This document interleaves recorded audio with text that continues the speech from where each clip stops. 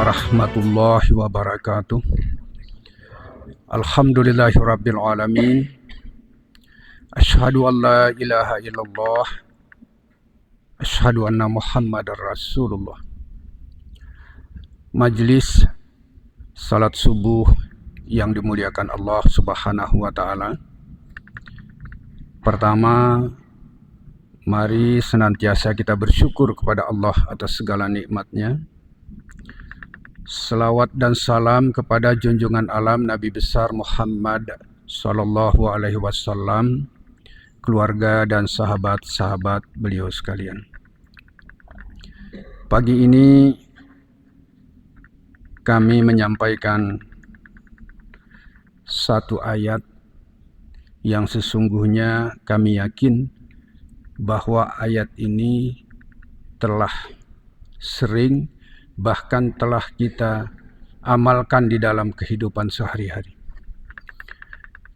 yaitu ayat yang pendek, cukup pendek, berupa penegasan Allah Subhanahu wa taala kepada kita selaku hamba-hamba ciptaannya,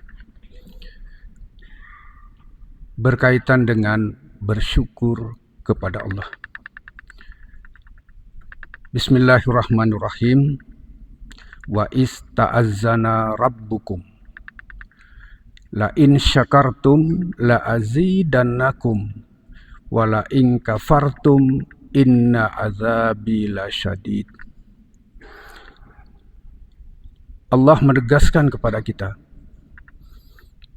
dan ingatlah, hamba-hamba yang bersyukur kepada Allah, niscaya aku akan tambahkan nikmat. Dan wala in kafartum inna azabi lasyadid, manakala kita tidak bersyukur atau kufur, niscaya azab Allah maha pedih. Ini adalah penegasan Allah kepada kita. Tidak ada sedikit pun keraguan, apalagi meleset. Sekarang bagaimana bentuk bersyukur itu, majelis yang mulia? Apakah sekedar kita ucapkan syukur kepada Allah, bersyukur kepada Allah?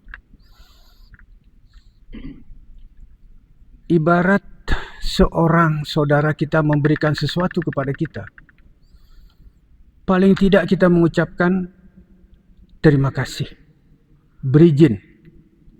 Tapi bagaimana terima kasih atau bersyukur kepada Allah? Yang pertama, tentu kita menyadari semua yang kita terima, semua yang kita peroleh adalah pemberian daripada Allah Subhanahu wa taala. Jangan ada sedikit pun di dalam hati bahwa apa yang saya peroleh adalah karena kerajinan saya, adalah karena kekuatan saya, adalah karena kesehatan saya. Jauh sama sekali itu. Semua yang kita peroleh, kita sadari bahwa itu adalah pemberian Allah Subhanahu wa taala. Itulah salah satu bentuk syukur. Yang kedua, apa yang kita peroleh dengan pemberian Allah itu, melalui pemberian Allah itu, kita gunakan sesuai dengan syariat. Kesehatan yang kita miliki, kekuatan yang kita miliki, persis contohnya seperti salat subuh seperti ini. Kita melaksanakan perintah Allah, menunaikan salat di rumah Allah Subhanahu wa taala. Ini contoh penggunaan kesehatan, penggunaan kekuatan sesuai dengan perintah Allah. Demikian juga penggunaan materi-materi yang lain yang kita sadari, pertama pemberian Allah, yang kedua kita gunakan kepada jalan yang diridai Allah Subhanahu wa taala. Yang ketiga, tidak menyalahgunakan. Tidak menyalahgunakan untuk hal-hal yang dilarang Allah atau dalam bentuk kemaksiatan.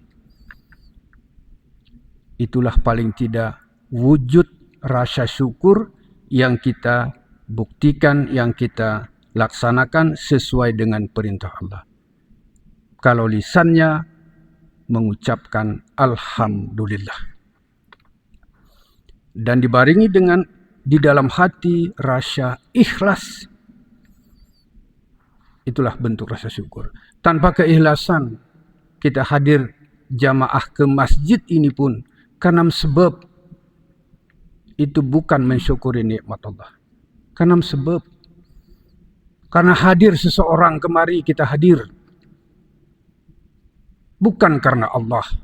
Itu berarti niat kita tidak mensyukuri nikmat Allah Subhanahu wa taala. Majlis besarnya nikmat Allah ini tidak terukur. Luasnya nikmat Allah tidak ada alat ukur, apalagi alat timbang. Tidak ada. Kita berikan satu tauladan contoh bagaimana nikmat Allah dibanding dengan apa yang kita baktikan, apa yang kita perbuat untuk memenuhi perintah Allah. Dibanding. Belum seberapa kita ini. Apa yang kita lakukan belum seberapa dibanding dengan salah seorang hamba Allah yang diberikan contoh oleh Allah Subhanahu wa taala. Beribadah selama 500 tahun. Kita umur pun tidak ada 500. Tapi ada salah seorang hamba Allah yang mungkin ini diberi contoh oleh Allah kepada kita selaku hambanya sebagai perbandingan supaya kita jangan sombong. Salah seorang hamba Allah dihidupkan Allah 500 tahun usianya, ditempatkan di satu pulau di puncak gunung di lautan yang luas, tidak ada hubungan dengan apapun. Hanya beribadah kepada Allah Subhanahu wa taala. Di tengah lautan yang sangat luas. Dan tentu kita paham sebahagian besar laut itu adalah asin. Bagaimana hidup di situ? Allah menghidupkan. Dari puncak gunung setiap sore dia turun ke bawah. Untuk mengambil salah satu yang dihidupkan Allah buah-buahan. Yaitu buah delima. Tiap sore itu sebagai makanannya. Dan untuk wuduknya, untuk minumnya, Allah mengalirkan sebesar ibu jari air tawar di tengah lautan yang sangat asin itu. Setiap sore turun, minum, wuduk, ambil satu delima untuk makan. Itu cuma makanannya, terjaga betul. Dan itu pekerjaannya hanya ibadah, terutama sholat. 500 tahun saudaraku. Tidak ada bagi kita sekarang. Umur pun tidak ada. 100 pun tidak ada. Di penghujung hayatnya. Dia bermohon, berdoa kepada Allah. Ya Allah. Pada saat pencabutan nyawangku nanti. Cabutlah dalam keadaan sujud. Yang kedua permohonannya kepada Allah. Ya Allah, manakala aku telah meninggal dunia dalam keadaan sujud, mohon ya Allah, lindungi aku supaya jasadku ini tidak berubah, tidak busuk, tidak dimakan oleh hewan-hewan. Alhamdulillah Allah mengabulkan permintaan ini. Allah mencabut nyawanya pada saat dia sujud dan tidak busuk sampai hari kiamat. Nah, pada saat dihisap,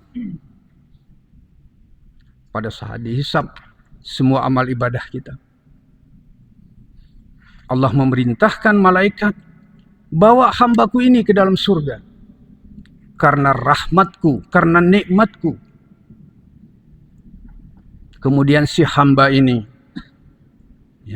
si abid ini, si ahli ibadah ini menjawab, ya Allah, masukkanlah aku ke dalam surgamu karena ibadahku. Allah mengulangi lagi yang kedua dengan perintah yang sama. Ya malaikat, bawa ini hamba ini ke dalam surga karena rahmatku. Dia jawab kembali, sama jawabannya. Ya Allah, masukkanlah aku ke dalam surgamu karena ibadahku, sampai berulang 3 kali. Akhirnya Allah memerintahkan malaikat, ya malaikat, supaya hamba ini paham bagaimana perbandingan ibadahnya dengan rahmat yang kuberikan. Timbanglah ibadahnya itu. Setelah ditimbang berapa nilai ibadahnya, ternyata dibanding dengan panca indera penglihatan saja, mata kita ini saja, tidak seimbang. Ternyata rahmat Allah untuk mata saja bisa melihat kita, mengalahkan ibadah yang 500 tahun itu. Bagaimana dengan telinga kita? Bagaimana dengan hidung kita? Bagaimana dengan tangan kita? Bagaimana dengan kaki kita? Dan rahmat-rahmat atau nikmat-nikmat yang lain. Akhirnya Allah perintahkan kepada malaikat, bawa, masukkan ke dalam neraka. Kemudian dia bertobat, ya Allah, masukkanlah aku ke dalam surgamu atas rahmatmu ya Allah.